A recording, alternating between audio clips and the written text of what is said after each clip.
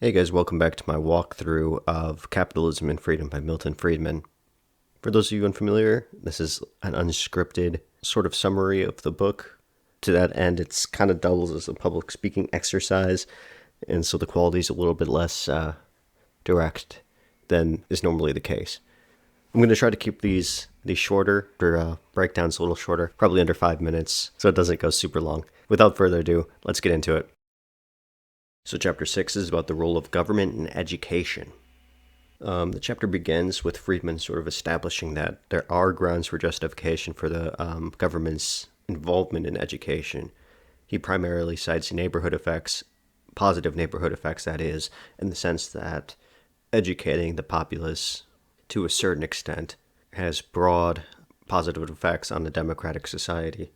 So Friedman's main contention basically for this chapter is that the government is disproportionately realizing this positive neighborhood effect.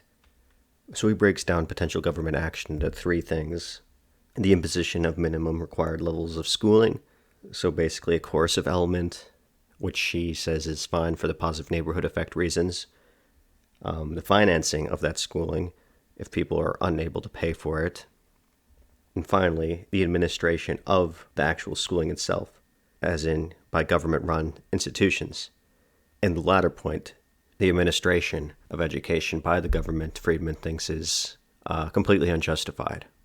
From what I understood from this chapter, Friedman's basically ideal model here is a voucher system, essentially, and kind of basically charter schools.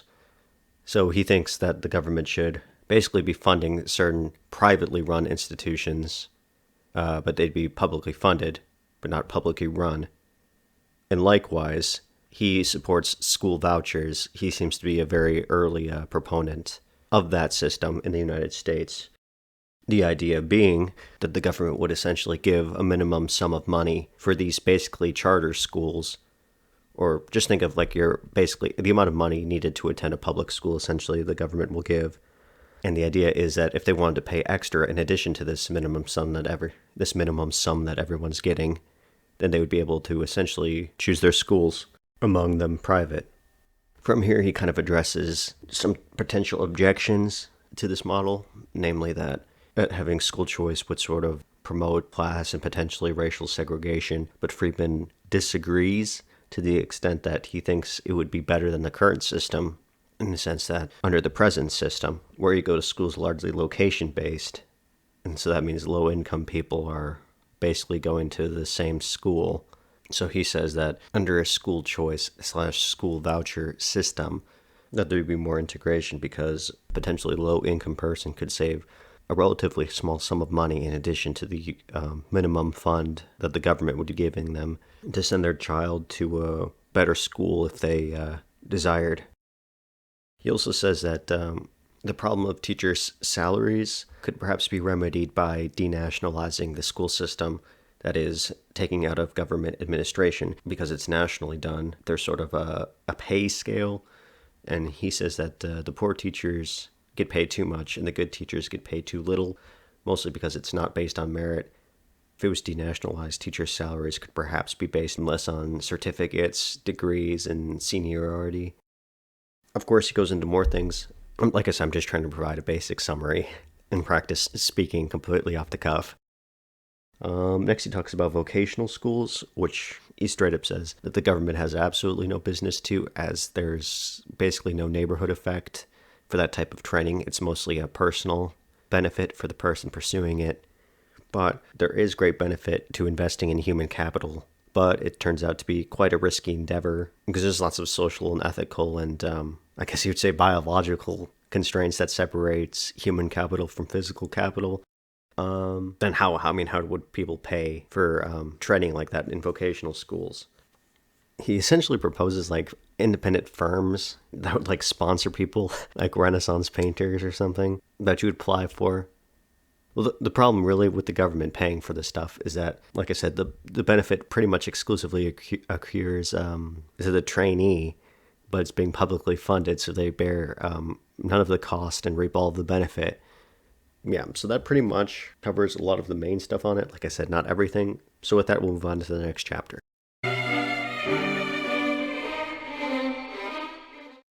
Alright, the next chapter, Capitalism and Discrimination, returns to some themes from the first chapter, actually. So the first video.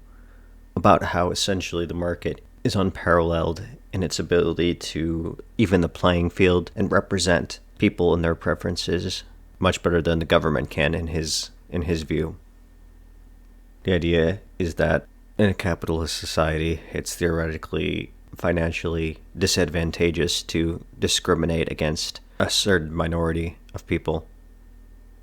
He then talks about some pre-civil rights legislation that he is opposed to that sort of outlaws employment discrimination.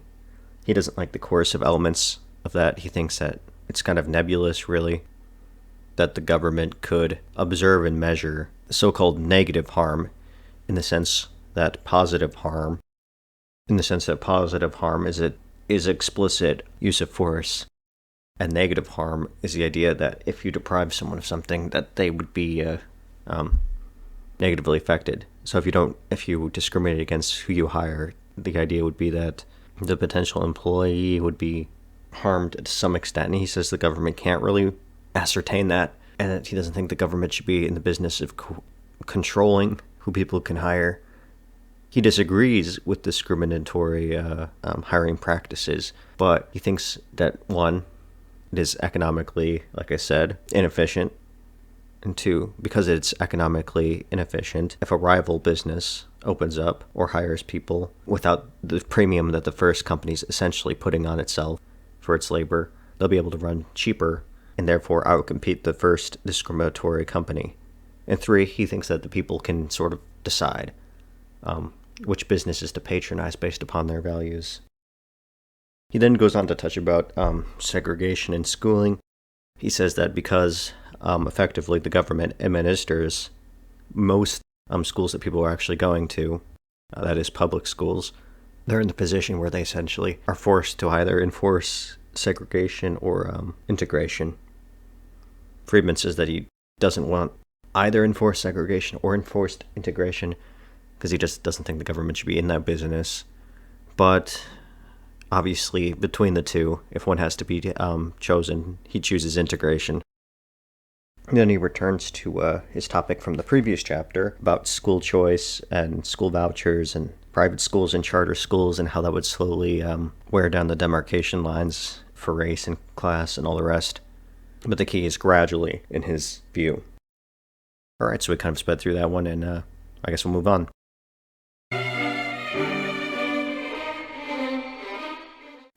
Alright, so chapter 8 is about monopolies and the social responsibility of corporations. So in this chapter, Friedman talks about the extent of monopolies and their sources. As to the extent of monopolies, he's referring to monopolies in industry, monopolies in labor, and government monopolies. So the first one, monopolies in industry. That's usually what people think of when they think of the term monopoly. But Friedman says that the focus on them is not warranted, not because they are not dangerous, just because they are not as prevalent as most people are led to believe. There are a few reasons why there could be this misimpression when Friedman was writing this. One of the reasons why is that people see these companies that are getting bigger, but they're not taking into account that the economy as a whole has gotten bigger as well, meaning that huge industries and corporations, while they may be at unprecedented scales, they might not necessarily be occupying a constant portion of the overall economy. A second reason Friedman says is that, well, people just focus on monopolies more. They're more newsworthy, he says. There's more attention put onto them, even if 99% of other companies in the United States are fully competitive. And a final reason is that he says in the US there's kind of an emphasis on the manufacturing sector of the economy, where monopolies are prevalent, even though it only makes up about 25% of employment when this was written in the 60s. Anyway, so monopoly in labor is what he talks about next. And primarily he's focusing on unions when he's referring to monopoly in labor. And monopolies in labor or unions are not as big of a threat as government monopolies, but the problem with monopolies in labor is that they're not treated with the same force of law or precision that monopolies in industry are treated and apprehended as. So in essence, they sort of get off with more leeway and scot-free more of the time. That's the danger of monopolies in labor.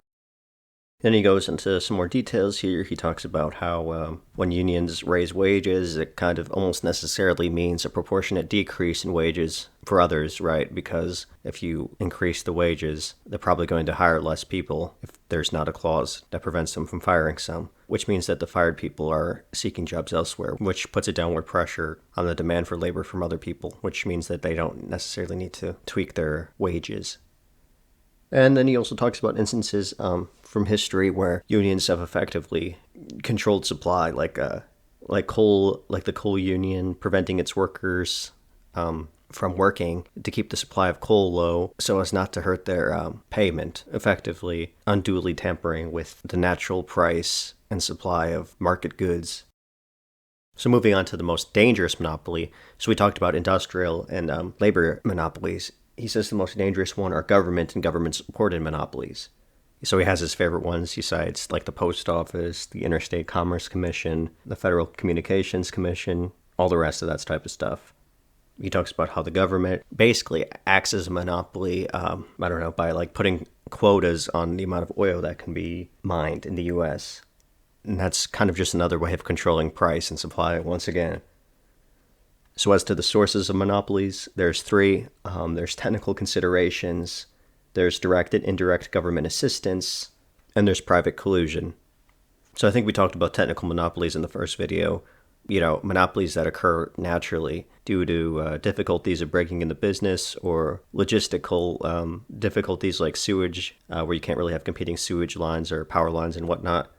So he reiterates that his preferred option to deal with this type of stuff is leave it private and unregulated.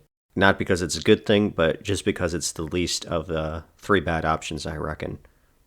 Moving on to the second source of monopoly, the government. He says this is by far the most pronounced and dangerous of them all. So he conjures up all these examples of where the government, directly and indirectly, takes courses of actions that unnaturally affects the prices of things, for instance, through tariffs.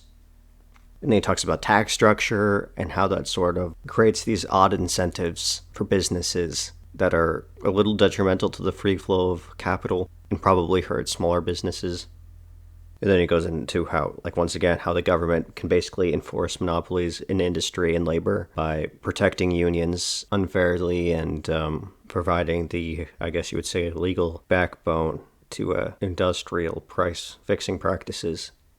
And this sort of idea is developed in the third source of monopolies. He discusses private collusion, which is what you also probably think of when you think of monopoly. That different companies of the same niche or whatever are conspiring to keep prices at a certain level or product at a certain low level. Friedman says that basically this situation is incredibly transient because it just takes a couple of companies who have the incentives to sell things at their market price before the whole entire conspiracy falls apart. So he says the only way private collusion can last to any great extent is through government support, which feeds into a general idea or strain of thought that exists even today that monopolies can only really exist with the government's consent, not even for not taking them down, but for even allowing them to exist in the first place. And so he concludes by talking about the supposed social responsibility of both businessmen and, I guess, unions. In short, he says there is none, and that's kind of a perversion of market principles.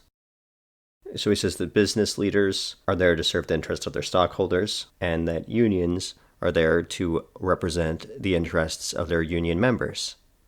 He says left to their own devices, following that traditional schema, in the vast majority of cases, there's generally positive attendant effects than when you have, I guess, singular individuals making decisions, trying to make positive impressions on the entire economy.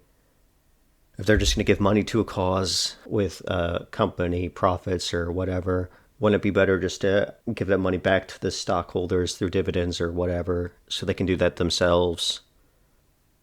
He ends this chapter talking about how he wants to eliminate deductibles and corporate taxes and all the rest. I guess we'll move on to the final chapter in this video.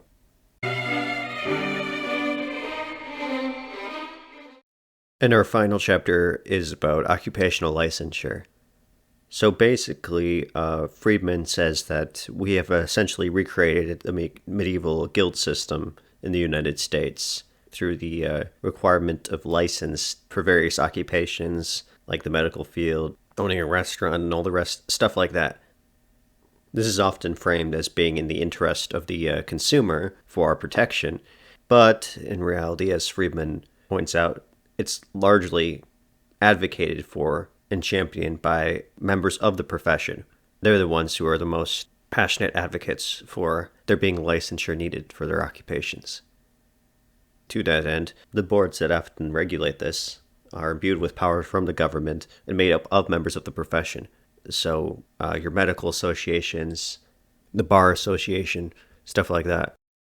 And these guilds, for barbers, restaurant owners, construction management, stuff like that, they essentially have a cartel enterprise over who can enter the profession, how many people can enter it, and they often wield that power to, one, stop, I guess you would say, difficult people from entering the profession before they may make a free choice to enter that career, and two, to, like I said, limit the amount of people practicing in that particular occupation, meaning for the purpose of maintaining income or keeping it high because you're keeping the amount of professionals low. Friedman brings up an example, a set of regulations in regard to barbers, just the amount of hoops that they had to jump through. How there was legislative directive that barbers had to receive instruction in things like chemistry, bacteria, hygiene, all these physiological classes, and then do apprenticeships and graduate from a barber college just to be able to cut hair. And once again, it's definitely not the consumers that are demanding this. They have very little interest, actually. They don't actually care, right? Because we just get our hair cut and move on with our life. We don't actually care about the profession. But barbers, whose job it is, are the ones who are like lobbying Congresses to create and enforce these regulatory boards on their own occupation. So basically, Friedman's against license for occupations pretty much ever. So he discusses some alternatives and why they might exist, such as registration and certification, and possible reasons why there might be need for licensure. Obviously, the most prominent one for the need for license is the idea that there isn't fraud, and particularly in the medical field, right? Intuitively, you'd probably want your doctor to have a license to practice medicine, which Friedman will go into the medical example in a little bit. Friedman says that if we have to have anything, he'd prefer certification that is not required, certificates that a particular practitioner or professional in an occupation such as accounting may pursue from the government that sort of certifies their skills, but it's not necessary. As it pertains to the medical field, he talks about how strong the American Medical Association is and other groups akin to that in their hold over, medical schools, who can get in, the process of getting in, how difficult that is, how hospitals can be administered, what type of treatments and practices are allowed in their approved hospitals. They pretty much have absolute power over the medical profession, which they often use to depress the amount of people who would otherwise go into medical-based jobs, like physicians or whatever. Sometimes they claim that they're doing this to ensure quality of medical professionals, but Friedman says that a standard quality is not always great. He has this anecdote, an academic talking about lawyers specifically. I'm just going to give the watered-down version. Essentially, there shouldn't be regulations demanding that every single car is a Cadillac or a fancy car from automobile manufacturers. Even though that would be a high quality, a high standard, less people would be getting cars. So the analogy here is that by keeping out physicians or other medical professionals from the field through artificial and sometimes arbitrary means will obviously hurt the quantity and ultimately the quality of care.